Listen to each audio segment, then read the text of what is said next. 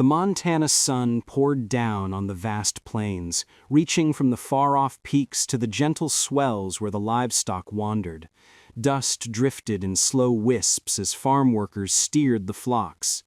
The Langford Ranch loomed at the heart like a sentinel, 3 levels high, built of rock and wood, its panes snaring the rays and hurling them outward like a challenge. Ilara Thorne crouched on the gleaming dance hall floor, scouring so fiercely that her palms throbbed and her spine stung. Her linen gown, once a soft lavender, had dulled to a weary ash, sticking moistly to her back. A lock of hair tumbled over her cheek, and she let it be. No one noticed the help, and she'd figured out years back how to fade into the background. The pail of sudsy water by her side felt like her sole ally in a life that had shut its doors. 6 months of toil had shown her the art of enduring in silence. She lugged buckets, buffed cutlery, and polished planks until they gleamed like amber in the midday glow. The hardest bit wasn't the labor. It was realizing that out in Willow Creek, Landon Hale was chuckling over her with his fresh-intended Mira Kensington. He'd vowed her a tomorrow once, blooms, nights by the hearth, perhaps a journey to Seattle. But that was prior to the dry spell, before her kin's downfall, before her folks passed, stranding her with scarcely enough to nourish herself. Sienna Croft showed up in the threshold, her dotted cheeks alight with a playful grin. "There you are. I've searched high and low." "I'm toiling," Ilara replied, gesturing to the partly wiped floor. "You're forever toiling," Sienna said, slipping in. "Tonight you pause. There's a gathering at the ranch. You're joining me." Ilara stilled. "I lack a proper frock." "I fetched you one," Sienna offered, extending a palm. "It's fresh. It suits. Come along." For an instant, Ilara wavered. She longed to decline, to slip back into obscurity, but a spark in Sienna's gaze held her. It wasn't sorrow. It was unyielding optimism, the sort that declared life could mend if you stretched towards it. 2 hours on, Ilara lingered in the cramped quarters she divided with 4 other servants, gazing at her reflection in a splintered glass.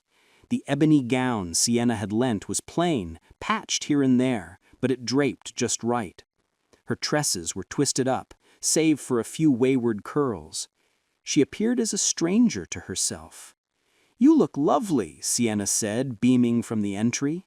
Ilara yearned to dissolve, but she drew in a steady breath and trailed Sienna along the steps, via the servants' paths, and into the grand hallway towards the dance hall.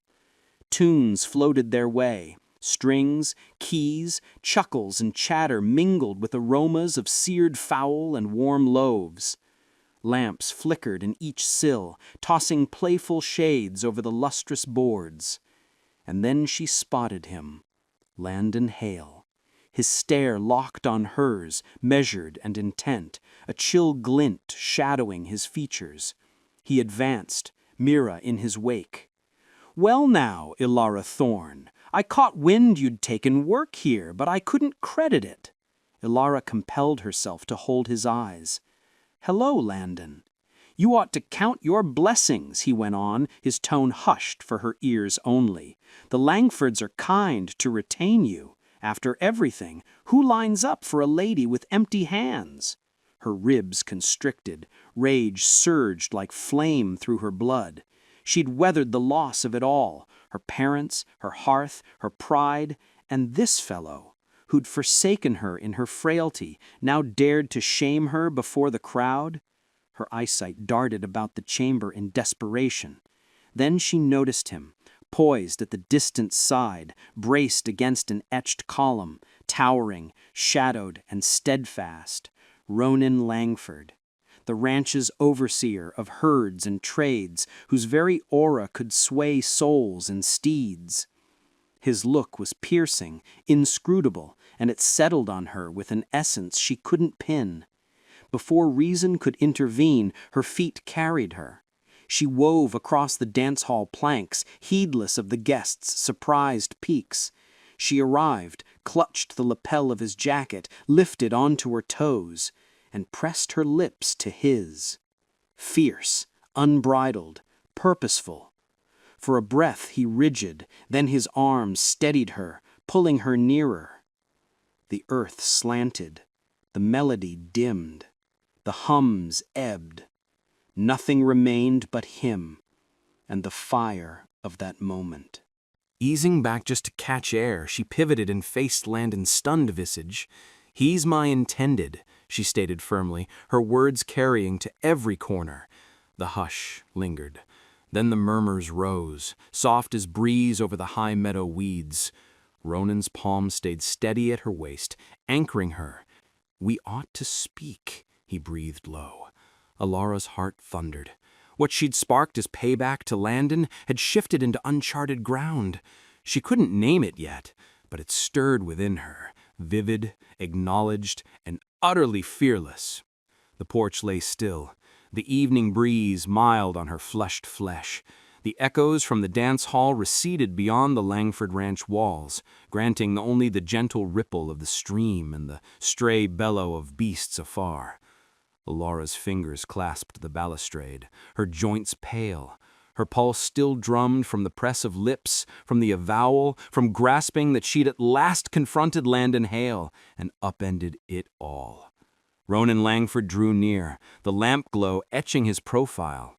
His deep eyes held hers with a gravity that forbade turning away. "You grasp what you've set in motion?" he inquired softly, his timbre even, serene, yet laced with a force that could fold wills. "I needed him to witness," Alara said, words quivering. "I needed him to see that I'm not unseen, that I'm not worthless." "You've achieved beyond that," Ronan replied. "You've bound yourself to me before all eyes. That embrace, that assertion, it alters the path. Folks will anticipate us as one. They'll await vows. They'll demand fidelity, honor, the gaze of the world on our steps." Alara gulped. "I didn't ponder." "No," Ronan cut in, closing the gap. "You didn't ponder. And that's my reason for standing here. You must grasp that staking a claim on another, even in retribution, it bears weight." She met his gaze, her breast constricted. "And if I shun that weight, you won't have the luxury," he said, a subtle warmth threading his tone. "You're bound to me now, and I'll ensure the world knows." Alara's stance softened just a touch, yet she drew herself up with resolute grace. "I embraced this pact solely to wound Landon, solely for reprisal, nothing else." Ronan cocked his head, appraising her. "You believe that's the sum?" His stare deepened, and for the first time she glimpsed the stark truth in his depths. "The instant your lips met mine, the instant you named me your intended, it ceased to be reprisal. You yearned to test the waters. You craved the sensation of being beheld, of being held, and you were." Her blood quickened, warmth flooding her face. She'd never felt so bare, so attuned to each brush, each glance. It felt potent, she confessed in a near breath. "Well," he whispered, "because the coming weeks, you'll draw on that potency. You'll need to enter chambers as if they were yours, voice thoughts with conviction, and claim your place without regret." Alara's lashes fluttered. I'm not sure I can." "You will," Ronan stated plainly. "I'll guide you. I'll recall for you the essence of resilience, of being selected." And thus it unfolded. The drills were harsh in their quiet way. In the study, he showed her poise, how to traverse a space as one who merited it. Each stride, each gesture, each look bore intent. Her limbs protested, her assurance faltered, but gradually clarity dawned. The following drill arrived in the vacant dance hall, where he instructed her in steps. No tune, no escort, just the two of them. Every motion precise, reined, until at last she flowed alongside him, not in opposition. Her heart had never surged so, from trepidation, from thrill, but from their tangled blend. Then came the mounts. Alara hadn't saddled since her household's collapse. She neared the stalls warily, the harness chill beneath her grasp, her gut knotting with unease. But Ronan led her with care, revealing how to climb, how to balance, how to sway with the creature's gait. When she at last cantered over the plains, the gust tussling her locks, the expanse felt boundless, and hers once more. For the first time in seasons, freedom whispered. But even amid their practice, their dances and rides, the shadows of yesterday clawed upward. A missive came one dawn, its lines biting and frosty. Your mother was a deceiver. Her grasp shook as she scanned it, color fleeing her cheeks. The truth tore at her core.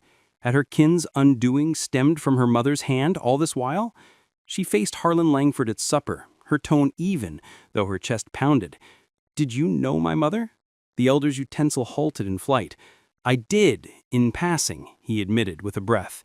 She erred. She aided a foe in falsifying ledgers. Your father remained blind.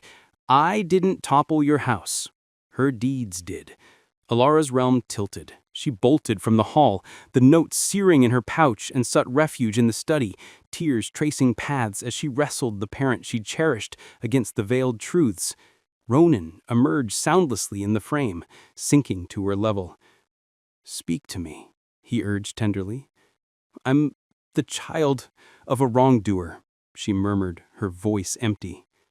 "You are the woman who halted in the dance hall and claimed my lips," he affirmed. "The woman who rose anew, who mastered presence, who battled for her worth. That's the one who stirs me. Not your mother, not yesteryear. You." Her sobs flowed unchecked, and he cradled her near, allowing her grief against his frame. In that clasp, a fearsome, exhilarating truth bloomed. Her reprisal had forged endurance, and endurance had woven into depths untold. Days hence, peril knocked. Alara was set upon by 3 riders while calling on her aunt. Dread swelled as she resisted, but ere harm struck, Ronan thundered in, firearm ready, backed by hands from the fields. The assailant scattered, and Alara's pulse raced as he drew her to him, scanning for wounds. His nearness a bulwark against the cruel beyond. The seasons that trailed cemented their tie. Alara settled wholly into the ranch, her days reshaped. Ronan unveiled the weave of overseeing the spread, haggling with souls who'd erstwhile overlooked her. She hardened, her surety bloomed, and at length she fathomed selection, safeguarding and yearning, not as a piece on a board, but as an equal. And throughout, the echo of that initial dance hall press lingered, a sweet specter. It had been rebellion, aye, but also the flame that remade her path eternal. She knew with sudden light that her reprisal had bloomed into the unforeseen. Devotion. The Montana sun had scarcely crested when Alara ventured into the Langford Gardens, the dawn chill laced with loam and fodder. Her palm drifted to her midriff, yet curved with the vow of fresh being. Ronan was there betimes, crouched by the blooms, his raven mane draping his brow as he labored. The silent vigor in his motions tugged at her heart. "Morning," she offered gently. He lifted his gaze, a gradual warmth curving his lips. "Morning. You rested sound?" "I did," she answered, her timbre hushed, near hallowed. He rose, dusting soil from his fingers, and proffered a modest band. It caught the light, a humble gold gleam. "Wed me," he said, firm and certain. "Not for pretense, not for terms. Wed me, for I cherish you, and I yearn to devote my days affirming it." Alara's grasp quivered as she accepted it. "You're certain?" "Never more so," he vowed. Fortnights later, they wed beneath a stately elm at the verge of the plain. Aunt Eliza claimed the foremost seat, joy's drops veiling her sight. Sienna attended Alara as attendant. Ronan donned a somber vest, crisp and assured. Alara's ivory gown swayed like a stream with her tread. As the cleric bound the man and wife, Ronan kissed her as if etching an oath for ages. Their days unfurled like a tale etched in broad amber light. The ranch flourished in their union. Alara mastered the threads of herding stock, bartering with laborers and traders, and choices once daunting. Ronan beheld her with esteem and wonder, now across thronged spaces, now in their hearth's hush. And in his depths she spied the mirror of her own ardor, keen and steadfast. The pair broadened the holdings, mended sheds, raised barriers, and swelled the herds by droves. The Langford mark echoed with might, equity, and regard across Montana. Ilara, once a scullery soul scraping shadows, emerged a pillar alone. Her timber and wit drew heed beside her mate. Aunt Eliza's vigor mended, and she claimed a wee dwelling on the grounds. Sienna wed Declan Morrow, a gentle field hand, and Ilara stood by her, thankful for comrades who'd braved gales as one. 2 years passed, Ilara learned of her bearing. Ronan's response nigh drew mirth. His prong clattered down, he surged up so swift his seat toppled, and he claimed her lips in pure, unbound delight. "A child," he rasped, his voice gravel in feeling. "We're to have a child." When their girl arrived on a brisk November dawn, tiny and flawless, Ronan cradled her with awe, murmuring oaths of shelter, fondness, and counsel. They christened her Leela May Langford, nodding to her aunt and the meadow blooms by the brook. In her hold, Ilara grasped their journey's span. From scouring boards and evading sight, she now bore a babe and a world forged in bond and resolute. Through the turns more young came, Ellis, sturdy and reflective, and Wren, vibrant and questing.